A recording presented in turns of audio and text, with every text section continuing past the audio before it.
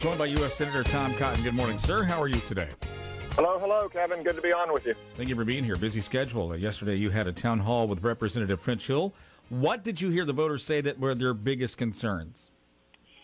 Kevin, one thing that's on voters' minds right now is our national security and the situation around the world, in Syria, in North Korea, and elsewhere.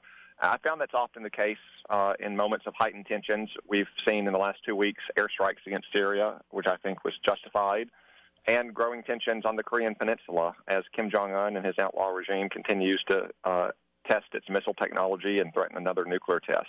So more so than in recent town halls, foreign policy and national security was foremost on the voters' minds. There was also conversation about health care, was there not? Good amount of talk about health care. It was different than it was in recent town halls for me because since recent town halls, there's been legislation introduced. I opposed that legislation as it was drafted. I thought the House of Representatives was moving too fast, that we should get it right rather than get it fast. So we were able to focus a little bit more on concrete details rather than just general concepts. But that's a good thing. That's the way you get to a final outcome that's going to work for Arkansans. Both you and Representative French Hill have varied in your opinions about health care and health care reform here. How did that work out there in that town hall meeting? How did you guys draw it? We had a very good conversation with Arkansans. I thought it was very helpful to have French with me. A couple of weeks ago, I had Rick Crawford with me in his district up in Heber Springs. It just gives Arkansans a different perspective of what's happening in the House and in the Senate or in our various levels of expertise or in the regions that they represent in the state. So I think it's very good for Arkansans to hear from both of us in that setting. Obviously, we have some differences of opinion here and there. No two people agree on everything. But fundamentally, we all agree that we should deliver affordable, quality health care for all Arkansans. Senator Tom Cotton, I want to refer to a cut that I heard on CBS News this morning about your frustration with the courts getting involved with the executions. Could you qualify what you said there? I simply think that the families of these victims of heinous, brutal murders finally deserve some peace of mind. Some of these sentences imposed by a jury of the convicts' peers occurred 20 to 30 years ago. And it's very disappointing to see at the last minute liberal lawyers and washed-up celebrities and politically correct pharmaceutical companies swooping into our state trying to thwart our criminal justice system.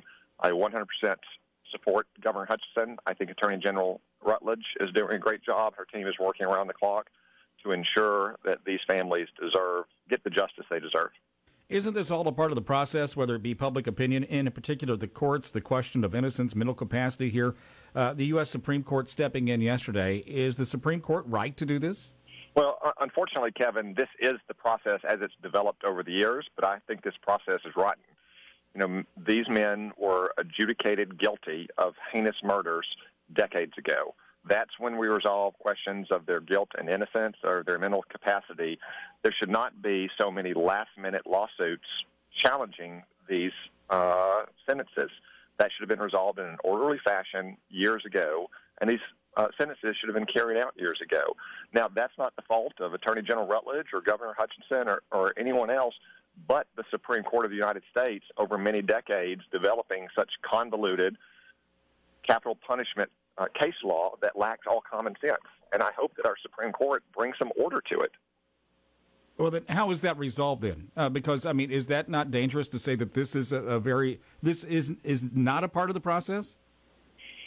I don't think lawsuits filed 30 years after a sentence should be part of the process. No, these questions can be resolved at a much earlier time. Look, there's also been lots of advances in criminal justice technology, for instance, DNA testing that's available now that wasn't available decades ago. I strongly support efforts to make that widely available to criminal defendants, exactly so we can resolve these questions in a timely and orderly fashion after these kind of brutal murders occur, so sentences can be carried out and so the innocent can be acquitted.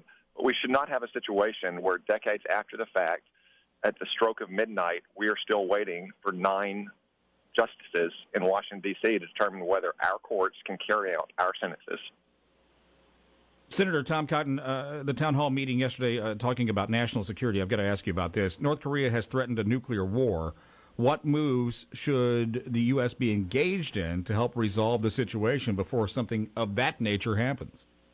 Well, President Obama told President Trump after the election, before the inauguration, that North Korea was the most likely crisis he would face early in his tenure. And he's right about that.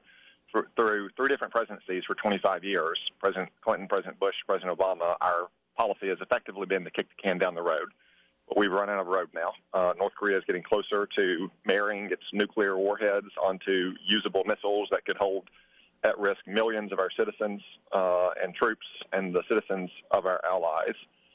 So I think President Trump is right to prioritize North Korea and prioritize denuclearization. Obviously, North Korea rattles the saber quite a bit, trying to deter any efforts to stop them from advancing down the road to usable nuclear and missile technology.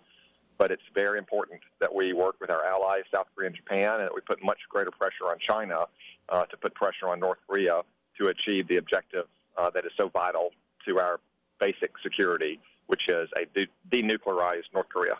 Senator Tom Cotton, thank you for your time today. Thanks very much, Kevin. Good morning. 746 News Radio 102.9 KARN.